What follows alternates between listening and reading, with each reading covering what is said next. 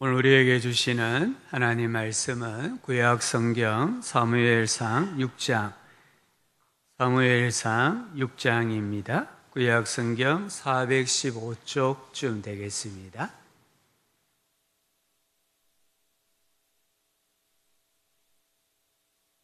사무엘상 6장 1절부터 12절까지입니다.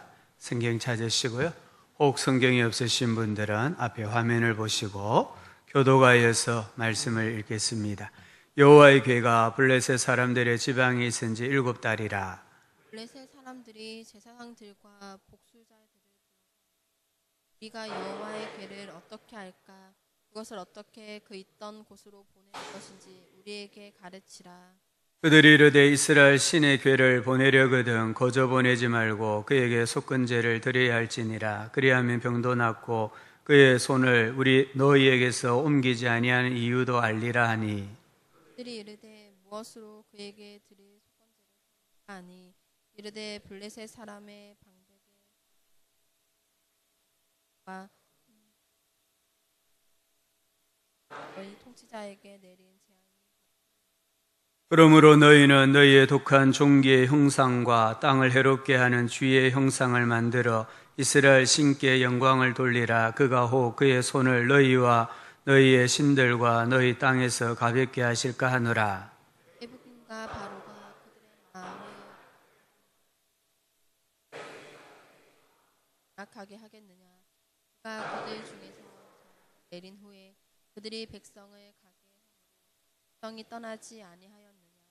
그러므로 새수레를 하나 만들고 멍에를 메어 보지 아니한 젖나는 소 2마리를 끌어다가 소의 수레를 메우고 그 송아지들은 떼어 집으로 돌려보내고 그를 가져다가 짓고 속건제로 드릴 금으로 만든 그것을 보내어 가게 하고 보고 있다가 만일 괴가 그 본 지역 길로 올라가서 베세메스로 가면 이 큰 재앙은 그가 우리에게 내린 것이요 그렇지 아니하면 우리를 친 것이 그의 손이 아니요 우연히 당한 것인 줄 알리라 하니라. 그 사람들이 그같이 하여 전나는 메우고 송아지 여호와의 궤와 및 금쥐와 그들의 독종의 형상을 담은 상자를 수레 위에 실으니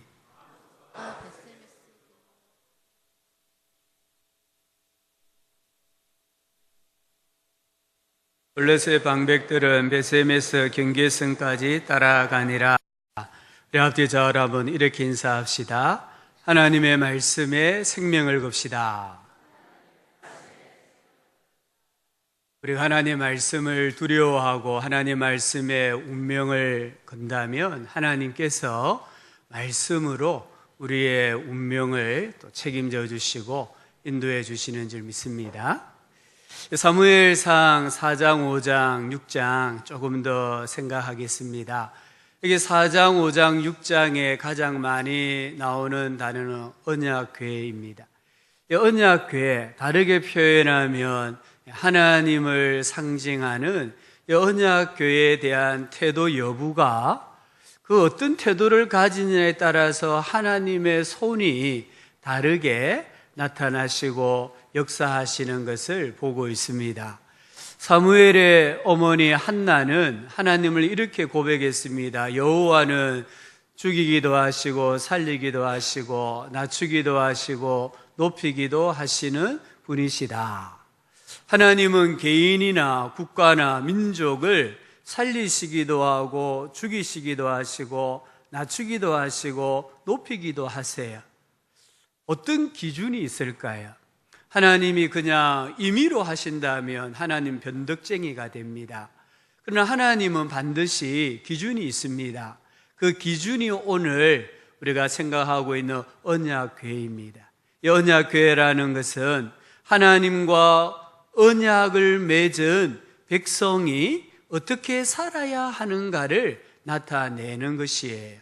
이 언약궤를 또 성경에 보면 법궤라고 합니다. 법궤란 말은 율법을 강조하는 것이거든요. 우리가 율법에 순종하는 삶을 살아야 하는 거예요.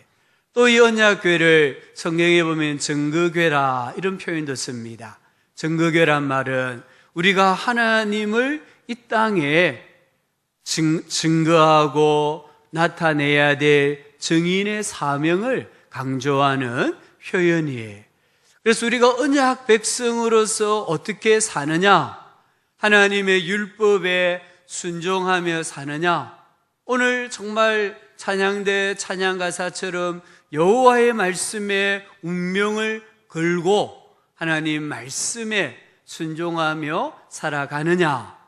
나는 지금 살아계시는 하나님을 이 땅에 증거하는, 정언하는 증인의 삶을 살고 있느냐?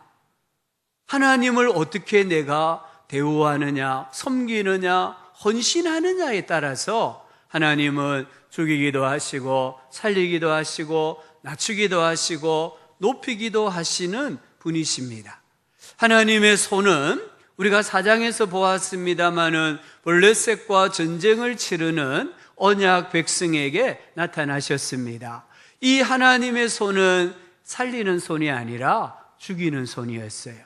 높이는 손이 아니라 철저하게 자기 백성을 낮추시는 손이었어요. 그래서 적군에게 대패했습니다. 언약궤를 빼앗겼습니다. 왜 그럴까요? 이 이스라엘 백성들의 신앙이 잘못되었기 때문이에요. 잘못된 신앙을 계속 그대로 내버려 두면 변질이 됩니다. 썩습니다. 악취가 납니다.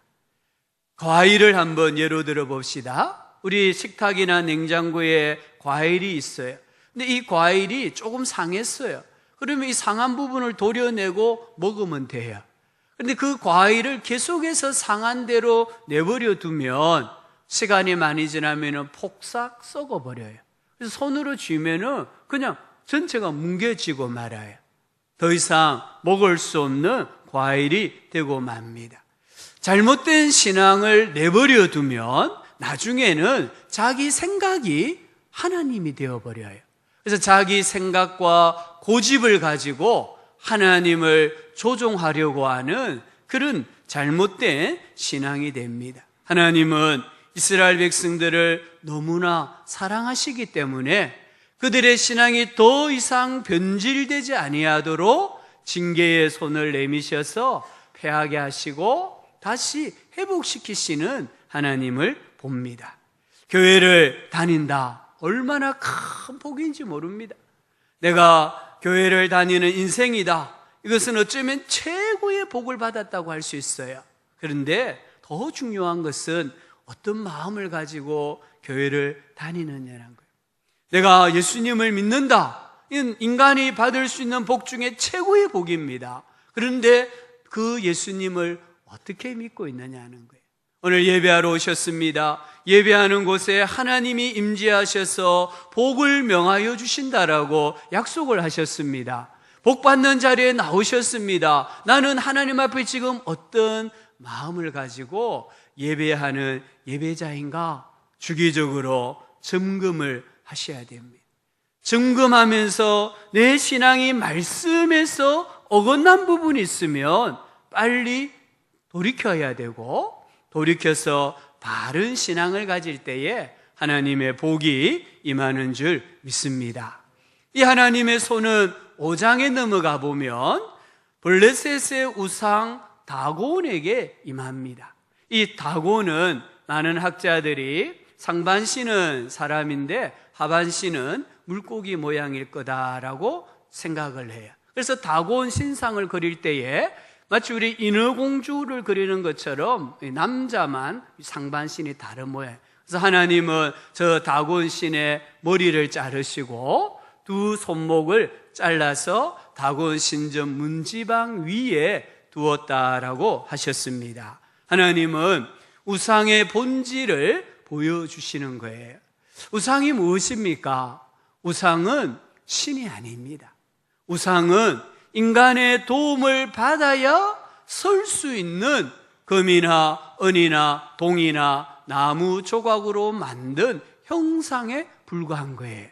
그래서 하나님께서는 이 다곤상의 머리를 치시고 두 손목을 자르심으로 하나님만이 참 신이다라는 것을 이방인 블레셋 사람들에게 나타내셨습니다. 세 번째로 하나님의 손은 이 우상을 숭배하는 우상 숭배자들에게 나타납니다. 우리가 5장 지난 주일에 보지 않았습니까? 하나님을 가볍게 여기고 하나님을 하나의 우상처럼 취급해서 이리저리 끌고 다니는 블레셋 사람들에게 하나님의 손이 나타나셔서 그들을 치십니다. 5장 7절에 보니까 그의 손은 하나님의 손이잖아요. 하나님의 손이 우리와 우리 신 다곤을 친다라고 합니다. 그래서 아스돗에서 가드로, 가드에서 에그론으로 하나님의 궤를 옮겨가는데 가는 곳마다 여호와의 손이 나타나서 엄중히 더하사 무겁게 이 손이 내리시니까 독한 재앙으로, 독종의 재앙으로 많은 사람이 죽는 거예요. 그리고 살아남은 사람은 그 고통이 너무나 커서 부르짖었는데 그 부르짖음이 하늘에 사무쳤더라라고 말씀을 합니다. 그리고 오늘 6장에 넘어왔습니다. 1절을 보니까 여호와의 궤가 블레셋 사람들의 지방에 있은 지 7달이라. 여기 지방은 나나주에 보니까 들판이다, 들녘이다 이렇게 표현합니다. 하나님의 이 궤가 에그론에서 그냥 들판으로 옮겨졌는지는 정확하게 모르겠어요. 어찌됐든 이 하나님의 언약궤가 블레셋 땅에 들어간 지 7달이 되었습니다. 그리고 들판에 방치되었다는 것은 블레셋 사람들이 환영하지를 않았다는 의미이기도 해요. 그리고 이 7이라는 것은 성경에서 완전수거든요. 하나님께서 블레셋을 완전하게 통치하셨다, 지배하셨다 이런 뜻도 있어요. 어찌되었든 이 블레셋 방백들이 하나님의 궤를 가져와 가지고 전국적으로 지금 독종의 재앙이 내리고 사람들이 죽어가고 원성이 하늘에 사무칩니다. 그래서 이 블레셋의 5개 도시의 지도자들이 한자리에 모여서 의논을 하는 거예요.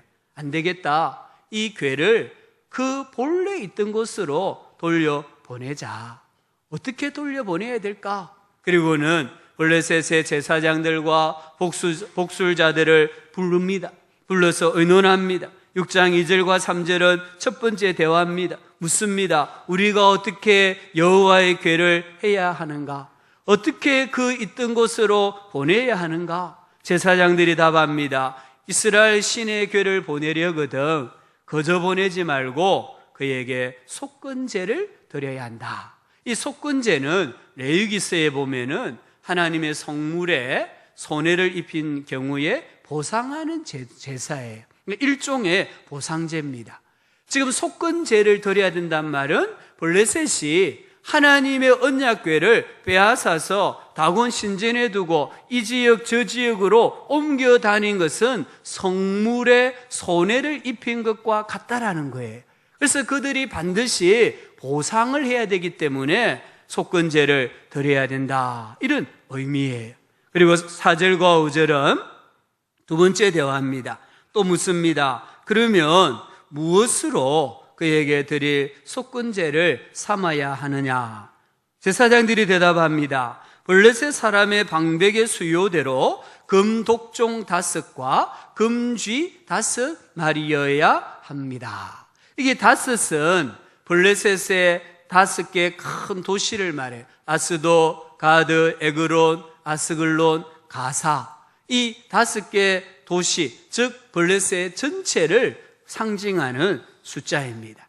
그리고 나라 전체가 하나님을 존경하고 항복하고 굴복한다는 의미입니다. 금은 재물의 가치로서 최상의 것을 뜻합니다. 그런데 왜 오늘 여기 성경에 금 독종일까? 금쥐 형상일까? 한번 생각해 보셨습니까? 왜 이 독종의 형상을 금으로 만들고 쥐의 형상을 금으로 만들어서 하나님께 바쳐야 하는가?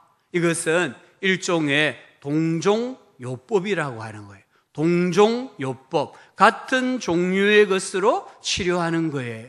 질병을 일으킨 원인과 같은 것에서 치료약이나 치료책을 찾을 수 있다고 믿었던 일종의 민간 치료법이라고 보시면 돼요. 그래서 옛날부터 이 광견병에 걸리면 그 사람을 물었던 개의 털을 뽑아가지고 이 사람에게 놓으면 고쳐진다. 이런 민간요법 또는 민간 좀 미신가 같은 게 있었어요. 우리에게도 그런 게 있어요. 우리 어르신들 어릴 때 보니까 생선을 먹다가 생선 가시가 걸려요. 예를 들어서 뭐 칼치를 먹다가 칼치 가시가 목에 걸려요. 그러면 이 가시를 내리기 위해서 어떻게 합니까? 한 번도 못 봤습니까? 일부는 더 젊은 분들은 금방 답을 아시던데 연세 드신 분 더 많은데 모르세요? 가시를 자기 머리 위에 딱 올리잖아요. 처음 들어봅니까? 이렇게 했어요. 목에 칼치를 먹다가 칼치 뼈가 걸리면 이렇게 그 가시를 머리 위에 딱 올리면 내려간다 했어요. 이게 동종요법, 일종의 민간 요법이고 또 미신이기도 해요. 민수기 21장에 보면 이스라엘 백성들이 여행을 합니다. 근데 길이 안 좋습니다. 먹을 게 없습니다. 물이 없습니다. 하나님을 원망을 해요. 그때 하나님께서 광야에 불뱀을 보내셔가지고 원망하는 이스라엘 백성들을 물어 죽게 합니다. 이스라엘 백성들이 회개하고 모세를 찾아와서 기도해달라고 해요. 모세가 하나님께 기도하니까 하나님 이렇게 말씀하십니다. 불뱀을 만들어 장대 위에 매달아라. 물린 자마다 그것을 보면 살리라. 그래서 모세가 불뱀의 형상을 놋으로 만들어요. 그걸 놋뱀이라고 하잖아요. 놋뱀을 만들어 장대 위에 다니 뱀에게 물린 자가 놋뱀을 쳐다본 즉 모두 살더라. 하나님께서 그 지역에 있었던 동종요법을 가지고 이스라엘 백성들을 다시 회복시키시는 그런 방법을 보아요. 여기 독종은 상처의 모양입니다. 어떤 상처였는지는 모르지만 상처의 모양을 이렇게 금으로 형상을 만들었어요. 쥐는 뭐냐 하면 이 독종이 발생한 원인이 쥐라는 거예요. 하나님께서 쥐떼를 보내셔가지고 일종의 패스트와 같은 전염병이 일게 하셔가지고 지금 이 블레셋 사람들을 치시는 거예요. 그래서 금독종을 만들고 금지 형상을 만들어서 하나님께 바침으로 치료받고자 하는 일종의 민간 요법을 여기서 사용하고 있습니다. 오늘 6절에 보니까 이 제사장과 복술사들이 제시한 동종요법에 대해서 모든 도시의 지도자들이 찬성한 것은 아닙니다. 6절에 보니까 갑자기 이 제사장들이 출애굽 이야기를 합니다. 애굽인과 바로가 그들의 마음을 완악하게 한 것 같이 어찌하여 너희가 너희의 마음을 완악하게 하겠느냐? 그가 그들 중에서 재앙을 내린 후에 그들이 백성을 가게 함으로 백성이 떠나지 아니하였느냐? 출애굽을 보라는 거예요. 애굽이 왜 이렇게 쇠약해졌고 미미한 나라가 되었느냐? 하나님의 말씀의 명령에 그들이 마음을 완악하게 해가지고 불순종했다는 거예요. 한 번의 재앙으로 끝날 문제를 마음을 계속해서 완악하게 함으로 10가지 재앙을 다 받고 난 뒤에 항복하고 이스라엘을 출애굽시키지 않았느냐? 그 결과 지금 애굽이 얼마나 미미한 나라가 되었느냐? 우리는 그렇게 하면 안 된다. 이런 식으로 지금 역사를 이야기를 해요. 그리고 7절부터 9절에 보면은 이것은 이제 도시를 대표하여 모인 지도자들이 합의점을 찾는 겁니다. 조금 상상이 필요해요. 우리가 쉽게 그냥 우리나라의 여당과 야당의 간사들이 아주 중요한 문제를 가지고 지금 합의점을 찾는다라고 한번 생각을 해보세요. 그래서 어떤 것은 양보하고 어떤 것은 당원들의 반발을 무마하기 위해서 보안 장치를 세우는 그런 장면이에요. 3가지 주요 사항에 5개 도시의 지도자들이 합의를 합니다. 새 수레를 하나 만들자. 그래서 우리가 하나님께 잘못했다라는 최대한 경외심을 표현하자. 두 번째는 이 수레에 하나님의 궤를 싣고 소들이 끌고 가게 하자. 세 번째 합의 사항은 이 소들이 벳세메스까지 끌고 가게 하자. 여기 베세메스까지는 16km예요. 16km 먼 길을 이 소가 수레를 끌고 법궤를, 언약궤를 옮기게 하자. 좋다. 그리고 이제 이 간사들이 자기 당에 가서 의원총회를 열어 보고하고 본회에서 통과시키면 돼요. 근데 나가려고 하는데 갑자기 한쪽에서 그 소는 멍에를 메어보지 아니한 소여야 한다라고 단서를 딱 붙이는 거예요. 멍에를 메어보지 아니한 소는 한 번도 농사를 안 지어본 소예요. 또 짐을 나르는데 사용된 적이 없는 소예요. 이 소가 다른 소와 함께 멍에를 메면 제대로 걸어갈 수가 없어요. 곧바로 16km를 걸어갈 수 없어요. 그래도 오케이 했습니다. 그러니까 또다시 단서를 하나 답니다. 그 소는 젖나는 소여야 한다. 이 젖나는 소란 말은 새끼에게, 송아지에게 초유를 먹이고 있는 암소를 말해요. 이 암소, 새끼에게 젖을 먹이는 소는 운반용으로 사용할 수가 없습니다. 그러면서 오늘 9절에 보니까 이제 이렇게 이야기합니다. 만일 괴가, 이 암소가 멍에를 메고 수레를 끄는데 만일 괴가 그 본 지역길로 올라가서 베세메스로 가면 이 큰 재앙은 그가 우리에게 내린 것이요 그렇지 아니하면 우리를 친 것이 그의 손이 아니요 우연히 당한 것인 줄 알리라 하리라. 말도 안 되는 조건을 제시하는 겁니다. 그러다 보니까 이 아마 회의장이 아수라장이 됐을 거예요. 이 일을 해결하자는 거냐 말자는 거냐 서로 삿대질을 하고 고함을 지르고 그랬을 거예요.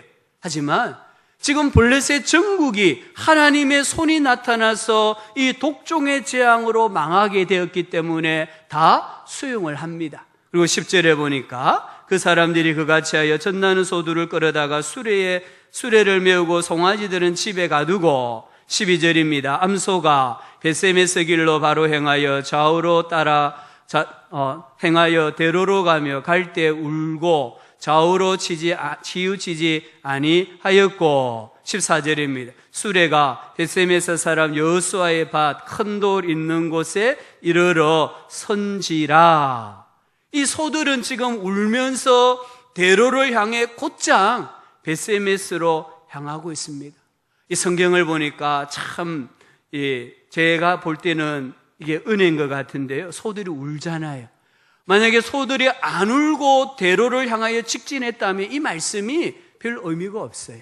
이 소가 울잖아요. 왜 웁니까? 지금 송아지에게 젖을 먹여야 되잖아요. 근데 그 송아지를 강제로 떼어서 우리에 가두어 놓고 지금 이 수레를 끌고 있으니까 어미소가 얼마나 마음이 아픕니까? 그러니까 어미의 본능, 암컷의 본능이 있어가지고 막 우는 거예요. 우는데 그 자리에 주저앉는 것도 아니고 울면서 오른쪽 왼쪽으로 곁길로 나가는 것도 아니고 울면서 빠른 길을 택하여서 쭉 걸어가고 있는 거예요. 본성은 이 여전히 새끼를 사랑하는 본성이 있지만 그래도 수레를 끌고 있는 이 암소들이 우리에게 얼마나 큰 은혜가 되는지 모릅니다. 한 번도 멍에를 메어보지 못한 소들입니다. 송아지를 강제로 떼임을 당하고 우리에 두고 왔습니다. 이 송아지들이 지금 엄마 젖을 먹고 싶지만 먹을 수가 없어요. 그런데 어떻게 질서정연하게 곧장 앞으로 이 수레를 끌고 갈 수 있는가? 이것은 기적이고 하나님의 손이 함께 하셨기 때문입니다. 이사야 49장 15절에 여인이 어찌 그 젖 먹는 자식을 잊겠으며 자기 태에서 난 아들을 긍휼히 여기지 않겠느냐. 이 말씀은 우리 어머니만 해당되는 게 아니에요. 짐승들도 마찬가지입니다. 짐승들도 자기 새끼를 보호하고자 하는 이 본능은 사람 못지 않습니다.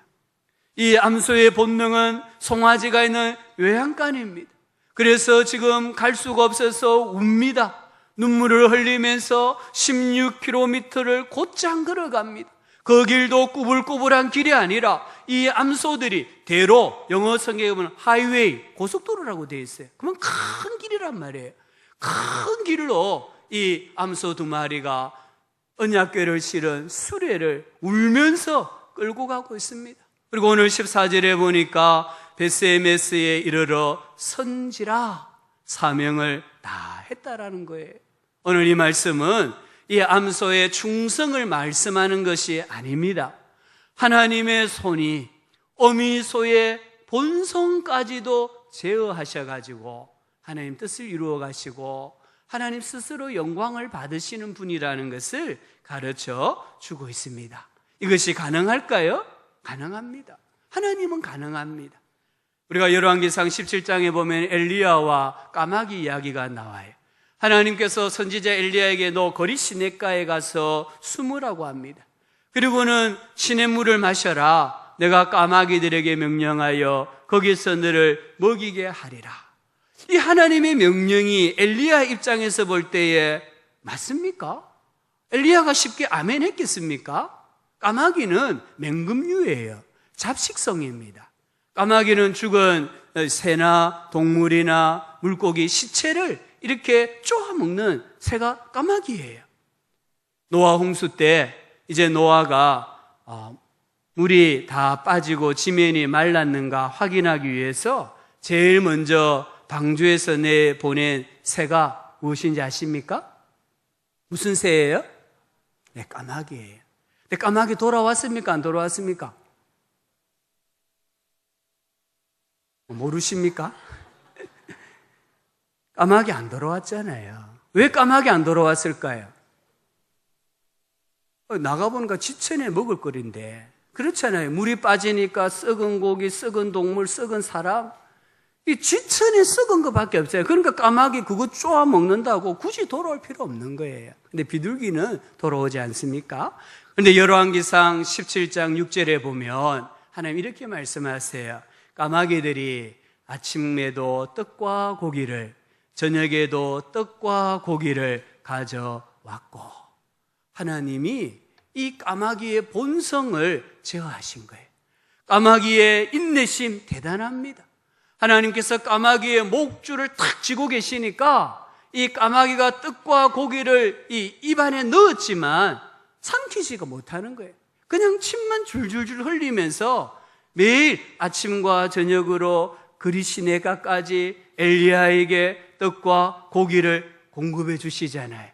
까마귀가 훌륭해서가 아니라 하나님의 손이 까마귀의 본성까지도 제어하심으로 자기 백성을 먹이시는 분이라는 것을 가르쳐 주는 거예요. 또 사건이 하나 있습니다. 다니엘과 사자굴 속의 사자입니다.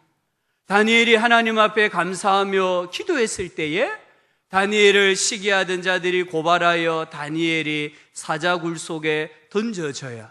다니엘서 6장 22절에 보니까 나의 하나님이 이미 그 천사를 보내어 사자들의 입을 봉하셨으므로 사자들이 나를 상해하지 못하였사오니.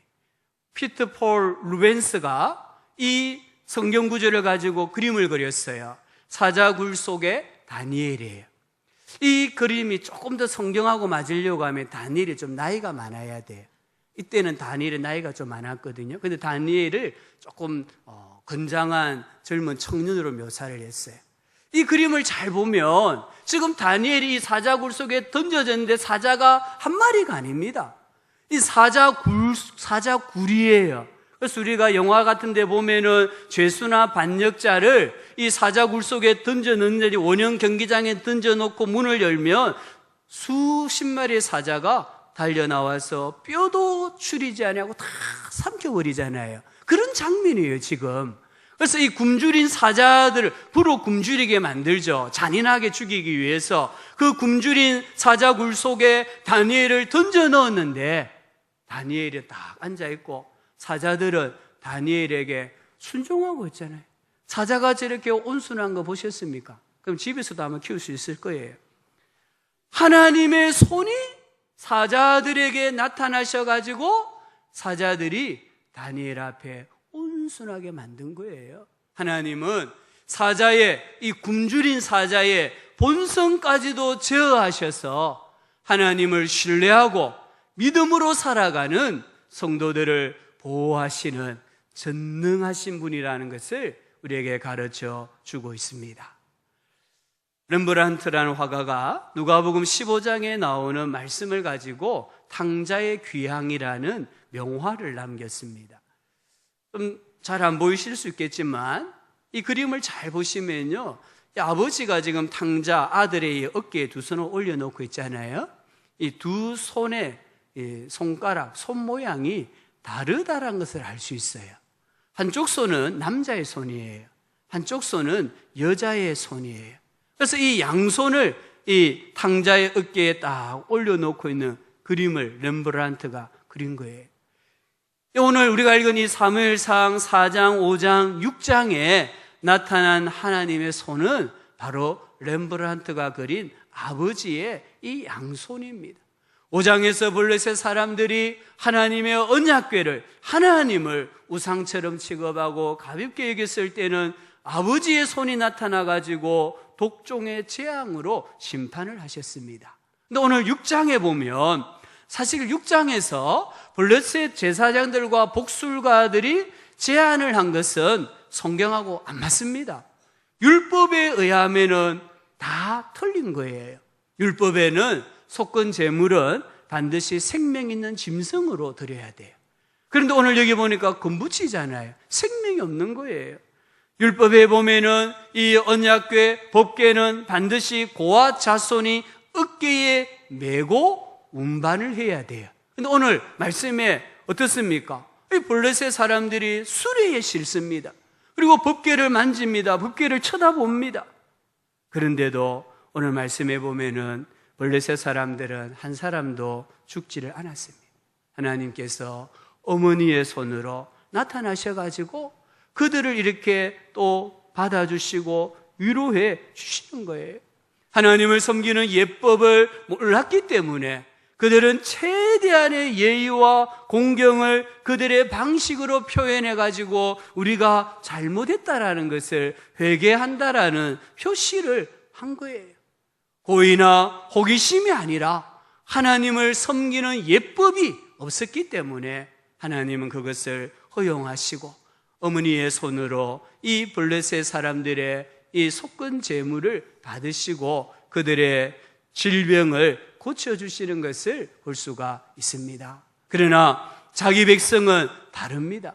4장에서 언약궤를 미신처럼 부적으로 취급했을 때에 모든 것을 갖추었지만 자신감이 100%였지만 전쟁에서 패하게 하셨습니다. 이 패배는 아직도 하나님이 이스라엘을 사랑하신다라는 증거였습니다.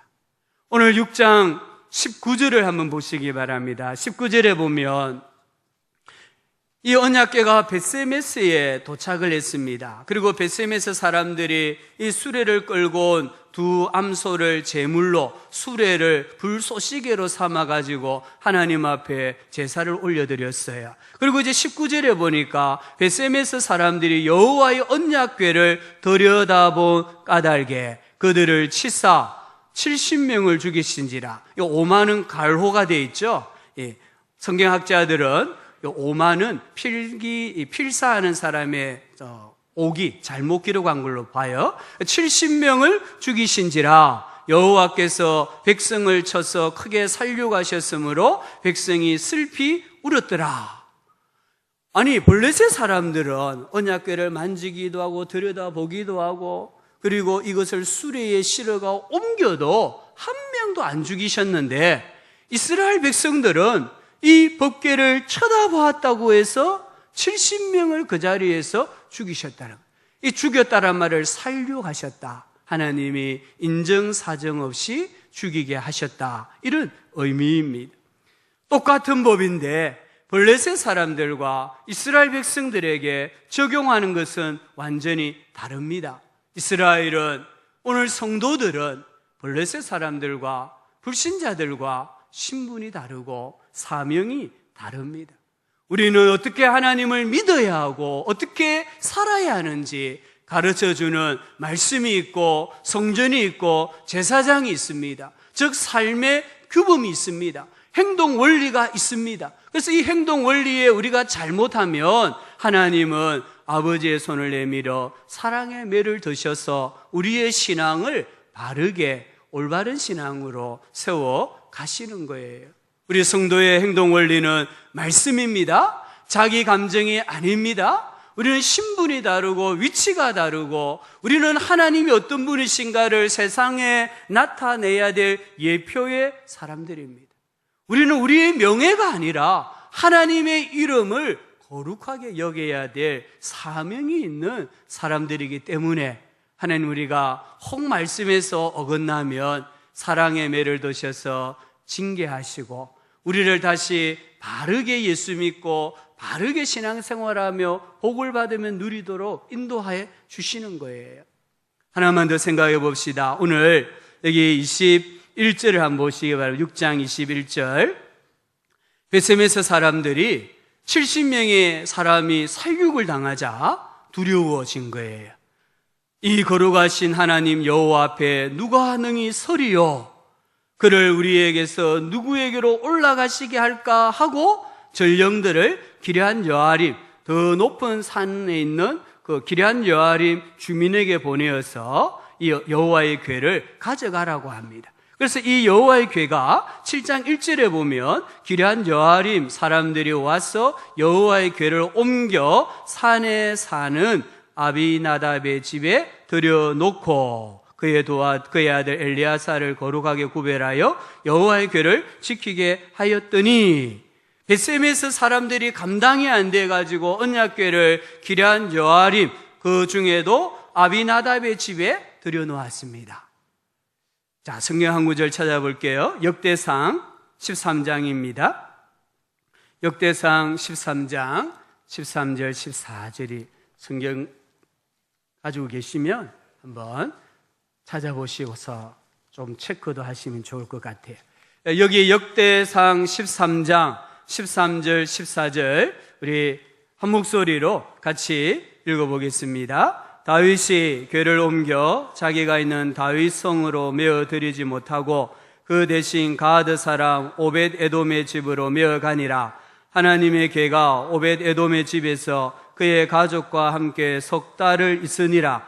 여호와께서 오벳 에돔의 집과 그의 모든 소유에 복을 내리셨더라. 다윗이 왕이 되었습니다. 자기는 궁궐에 있는데 하나님의 이 언약궤는 저 산에 있는 거예요. 그래서 언약궤를 사모하는 마음으로 이 기럇 여아림에 있는 언약궤를 다윗성으로 메어 옮기려고 합니다. 그런데 이 다윗이 이 언약궤를 모시고 올 때 수레에 싣고 와요. 그래서 수레가 소들이 수레를 끌고 가다가 수레가 움직이니까 법궤가 흔들렸습니다. 우사가 이 법궤를 딱 만진 거예요. 좋은 어디에서 만졌겠죠? 넘어지면 안 되니까. 그러나 하나님은 우사를 그 자리에서 죽게 하셨어요. 그러니까 다윗이 겁이 난 거예요. 이 언약궤를 이 다윗성으로 모시고 오면 안 되겠다. 그래가지고 언약궤를 어디로? 오벳 에돔의 집으로 가져가라는 겁니다. 이 오벳 에돔이 자기 집으로 언약궤를 모시고 갔는데 오늘 말씀에 하나님의 궤가 오벳 에돔의 집에서 그의 가족과 함께 몇 달을 있었습니까? 석 달을 있으니라. 여호와께서 오벳 에돔의 집과 그의 모든 소유에 무엇을 내리셨다고 했습니까? 복을 내리셨더라. 석 달 동안 하나님 말씀을 모시고 있었는데 하나님이 그 집과 모든 소유에 복을 내리셨다. 한 나라의 왕이 질투할 만큼 복을 내리셨더라. 오늘 아비나답의 집은 성경 전체를 보면요, 이 아비나답의 집에 법궤가 몇 년 동안 모셔졌느냐? 최소 100년입니다. 100년. 102년 이상 이 법궤가 그곳에 있었어요. 아비나답은 그 집안이 대대로 복을 받았을까요? 못 받았을까요? 성경에 안 나옵니다. 오벳 에돔은 분명히 말합니다. 석 달을 있었는데 오벳 에돔의 집과 그의 모든 소유에 복을 내리셨더라. 근데 이 아비나답의 집에 대해서는 하나님이 침묵을 하고 계신다. 이것은 복을 못 받았다는 의미예요. 침묵하고 계시잖아요. 똑같은 하나님의 말씀인데 어떤 사람은 석 달을 모시고 있었지만 하나님께서 복을 내려주셨고 어떤 사람은 100년 이상 이 자자손손이 하나님의 말씀을 모시고 있었지만 복을 받았는지 안 받았는지 갸우뚱하게 만드는 그런 삶을 보여주고 있습니다. 똑같은 말씀인데 왜 이런 결과가 나올까요? 하나님과 하나님의 말씀을 대하는 태도의 차이가 있는 거예요. 하나님을 내가 어떻게 생각하느냐, 하나님 말씀을 내가 어떻게 모시고 사느냐, 그 삶이 이 하나님의 말씀에 복을 받느냐, 복을 받지 못하느냐가 결정이 되는 거예요. 어제 밀양의 어느 교회 집사님 한 가정을 대접을 했어요. 저희 처남 선교사님이 한국에 들어올 때마다 얼마든지 간에 이 집사님이 오피스텔이나 아파트를 선교관으로 내어주시고 차를 제공해 주셔서 감사해서 식사 대접을 했어요. 근데 이분이 이러더라고요. 우리 교회는 밀양에서 제일 좋은 교회, 우리 교회 목사님은 밀양에서, 우리 성도님들은 밀양에서, 우리 지역은 밀양에서 제일 좋은, 그래서 나중에는 한국에서, 난 우주에서 제일 좋은 데, 내가 조금 갸우뚱했습니다. 도대체 얼마나 좋은 교회길래 우주에서 제일 좋다고 할까? 들어보니까 교회 역사가 80년인데 지금 계시는 목사님이 34살에 와가지고 24년째 계신데요. 그러면은 80 빼기 24 하면은 56이 되죠. 56년 동안에는 목사님이 오셔가지고 3년 이상 있은 분이 한 분도 없대요. 이 목사님도 재직캠 하면은 장로인지 그런데 공적으로 목사님 안 나갑니까? 목사님 언제 갑니까? 15년까지 하대. 15년 차 될 때까지. 그리고 목사님이 하나님이 가라 해야 가죠. 넘어간 거예요. 그러다가 이제 24년째가 되셨는데, 아니 80년 역사에 한 56년 동안은 담임 목사님이 3년 이상 있은 분이 없는 그런 교회인데, 도대체 이 집사가 무슨 의미에서 우주에서 제일 좋은 교회, 좀 의아했어요. 그런데 그러더라고요. 그렇게 생각한대요. 그렇게 믿고 싶대요, 그냥. 그래서 우리 목사님이 우주에서 제일 설교를 잘하고, 우리 교회 성도님들이 우주에서 제일 좋은 성도님들이고, 그 교회가 있는 지역이 우주에서 제일 좋은 지역이다, 이렇게 믿는다는 거예요. 믿으니까 실제로 느껴지더라는 거예요. 그래서 그분 집사님 교회는 학장동에 있는데 주일마다 아이가 5명이래. 부부 합쳐서 7명이 교회를 가는 거예요. 밀양까지 가서 충성하고 헌신하고 마음껏 섬긴다는 거예요.